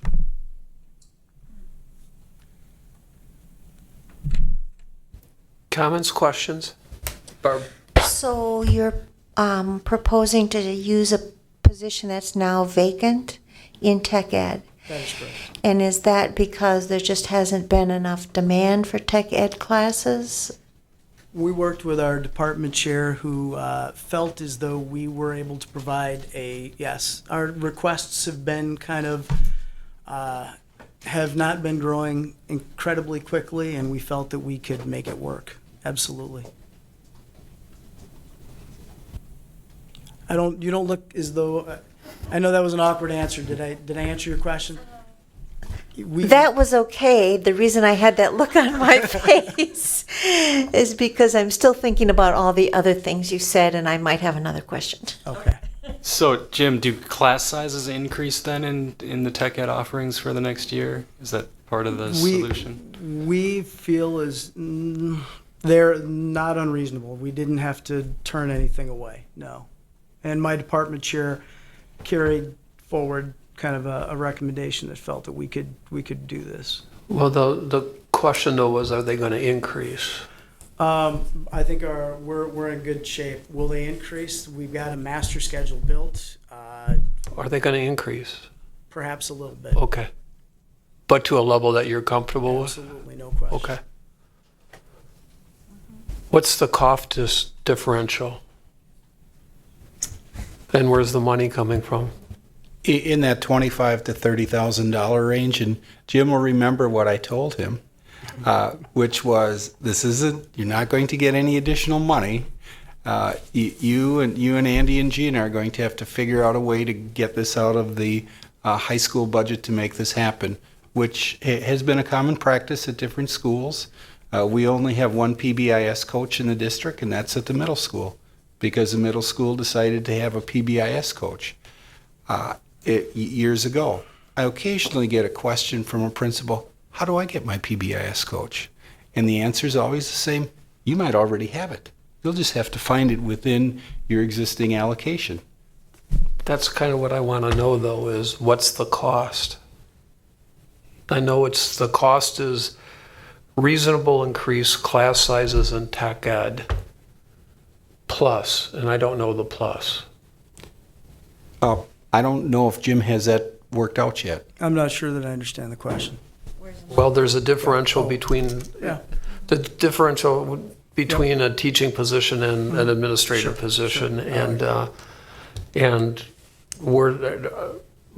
cost of the administrator is we're losing a tech ed teacher. I'll make it simple. Where are you taking the $25,000 from? We're working out of our budget.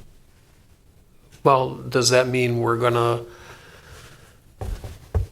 impact staffing, or because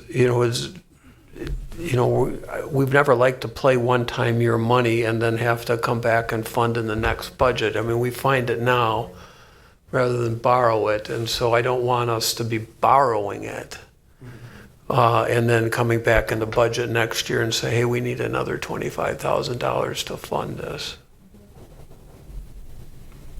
I think we can adjust our building budget in order to make it happen. The other thing that I would say is that we are looking to hire an impact team member, and if we are not able to identify that, we would not spend that money, period. I just have a clarifying question to something you talked about where this position would work with student services. Are you talking that this position would be the lead with student services, or it's like any other administrator at the high school has a role with student services for a segment of students? We would align support so that families were working with a counselor and an administrator that would be aligned to any children that they send to us. Jim sort of, when we were discussing it, he referred to it as one-stop shopping for family and students. That there would be an administrator and a counselor that would know that student and all aspects of that student so well that they'd be able to provide the supports necessary for that student.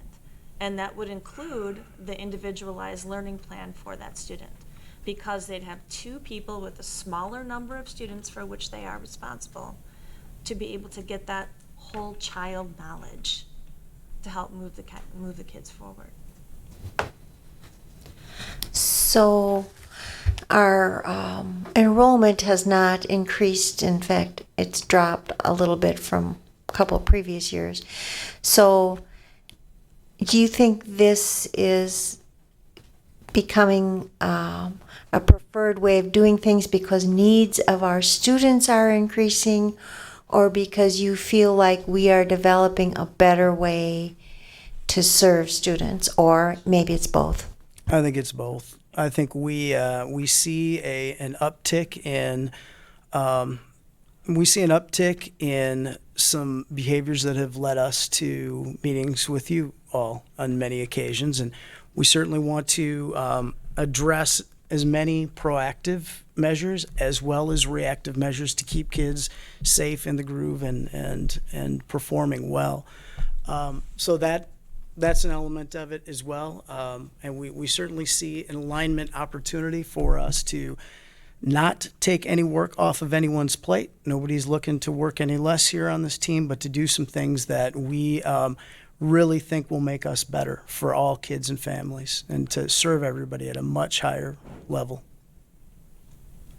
Yeah, nobody's suggesting that you guys aren't extraordinarily busy and couldn't use the other body given the numbers and the relative numbers of FTE administrators to students. That's not what we're saying. Sure.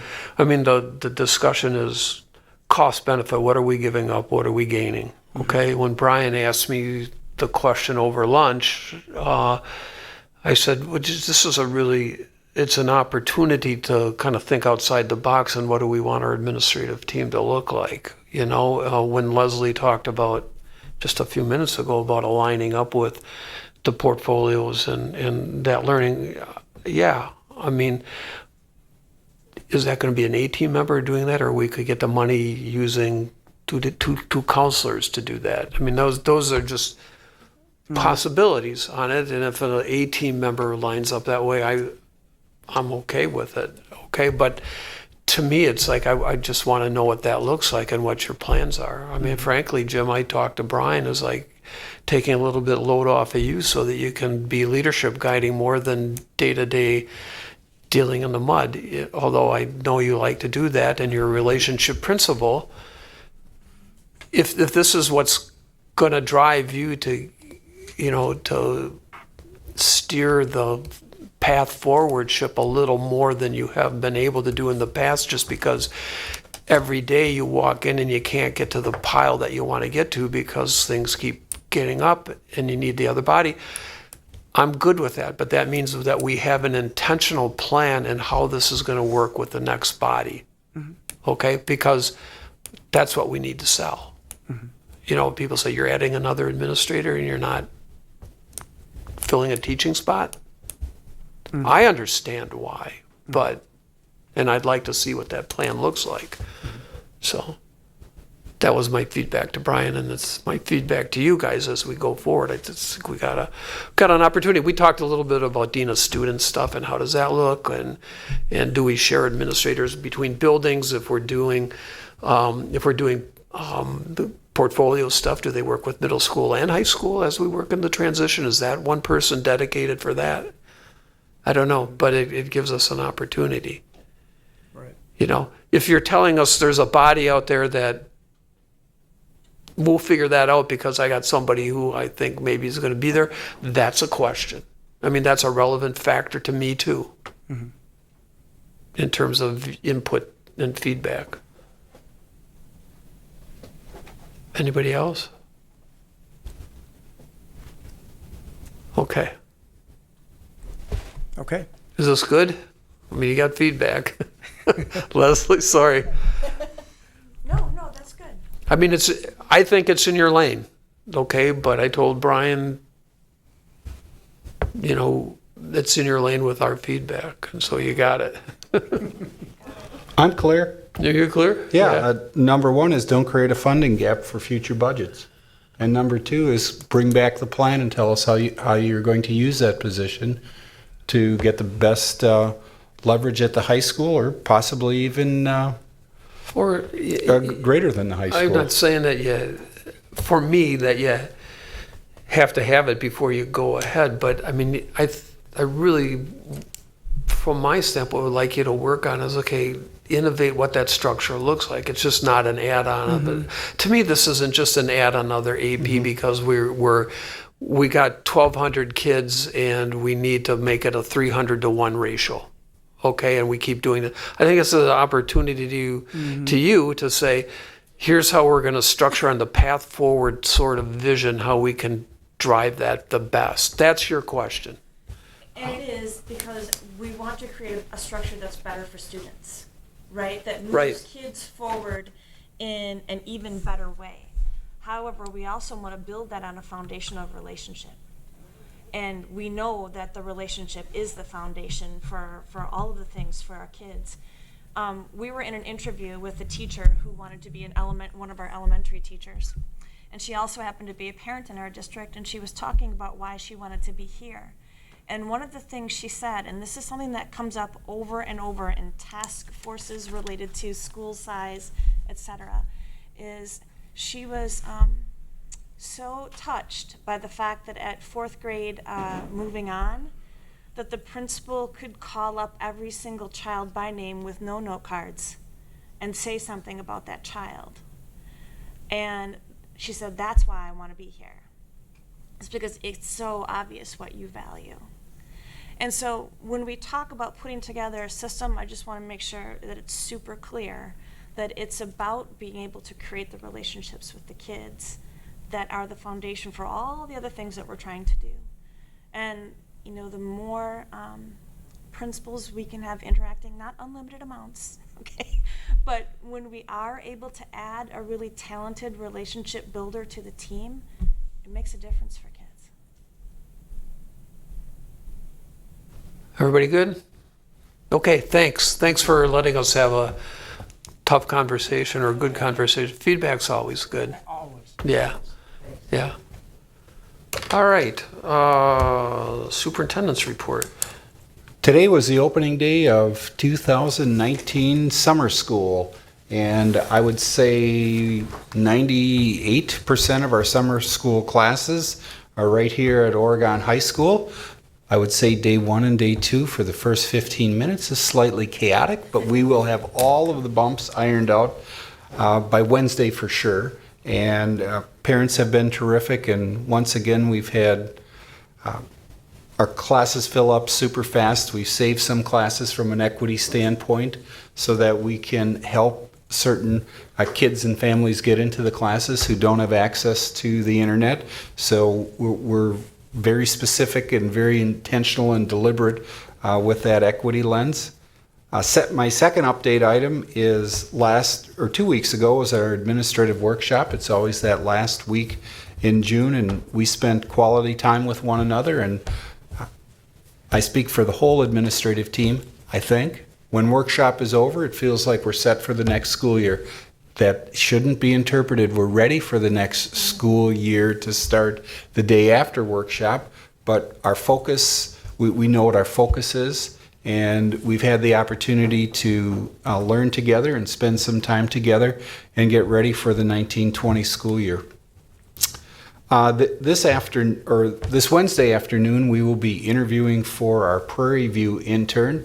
And one of the things that all of the administrators understand is the fluid nature of administrative staffing. You may be in one building one year and another building another year. And in particular, we have utilized our interns to grow their experiences so they don't have just one intern year or 3 intern years all in the same building. It's a huge advantage for interns to move around, and then if all goes well, they might very well be an associate principal in the district. So we're looking forward to closing that loop. This Wednesday, we have 4 internal candidates that we'll interview, and ideally by the end of the week, we will know who our new Prairie View intern is, and that will then create a teaching opening that we will need to fill so the dominoes continue to flow. Since our last board meeting, I attended the 3rd meeting of the school boundary committee, and I did not check with Leslie ahead of time. Leslie, when is our next boundary committee meeting? A week from tonight. It's on the 15th. So that will be meeting number 4. That group is progressing nicely and will hit their timeline for reporting. Next, I'm going to ask Sean Bielmeyer to stand up and give a wave to all of our school board members. You might recall from some of my updates that Sean is a UW-Madison PhD student, and he's spending time working with me and a few other administrators to secure his administrative license. While he grew up in Green Bay, he has traveled the world. Well, okay, he's traveled the United States. He's taught public school in Boston and taught public school in the Chicago public school system. And one of the general agreements when he came to interview me off of a recommendation from one of the UW professors, I said, I would love to do the practicum, but then someday you might have to apply for a job in the Oregon School District. So that's not a quid pro quo. That's just, I met a very bright young person who we are always in the talent pool and always looking for bright young individuals. So we welcome Sean, and by the time he finishes his PhD work, he should have 4 administrative licenses. The last item is, I'm just going to call this ambassadors. We all need to be ambassadors within the community and ambassadors with our friends and acquaintances in the Oregon School District, because we really need to stay on the educational-based athletics bandwagon. And we get multiple opportunities. Everyone in this room can be an ambassador, whether it's at a social function, a graduation get-together. We always have the opportunity to talk about athletics, and athletics enriches our lives, just as theater enriches our lives and just as music enriches our lives. But sometimes athletics can get us off course, and it can get us off course quickly.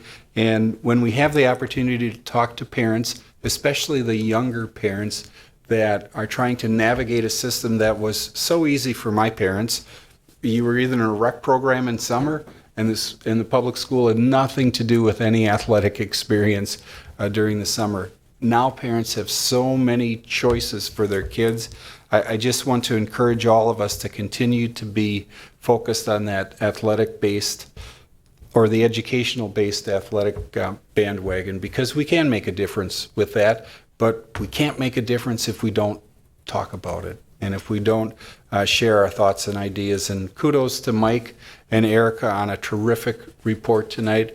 It's the culmination of that super important work that we did in 2018, February of 2018, when we had the Youth Sports Summit here.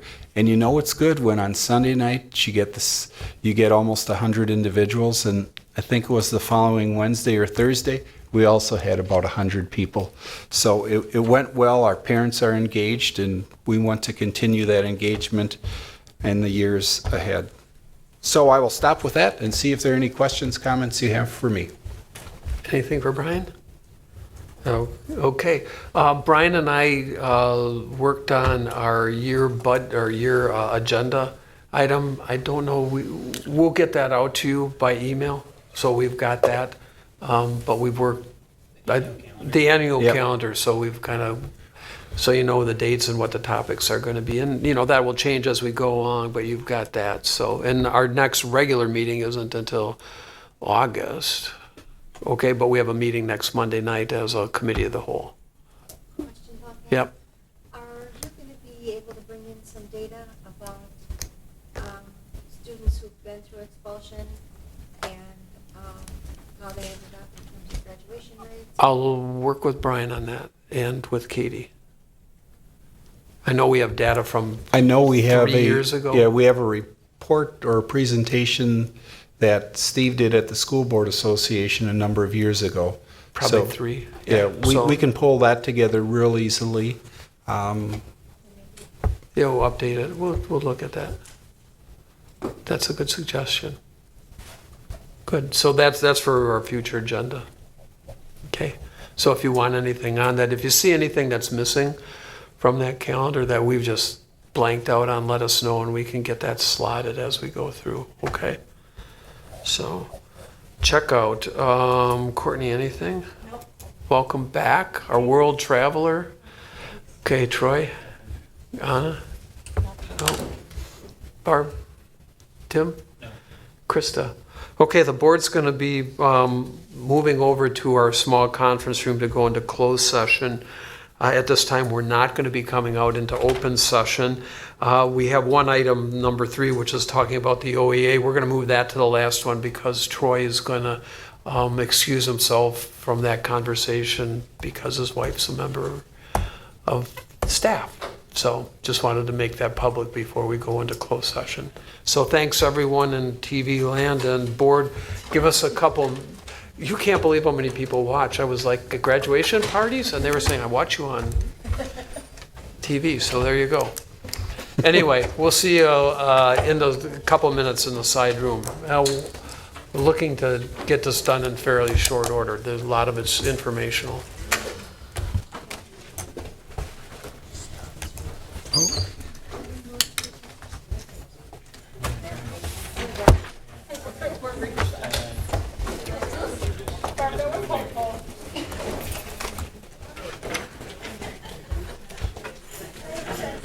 Is that stuff going to be easy to do?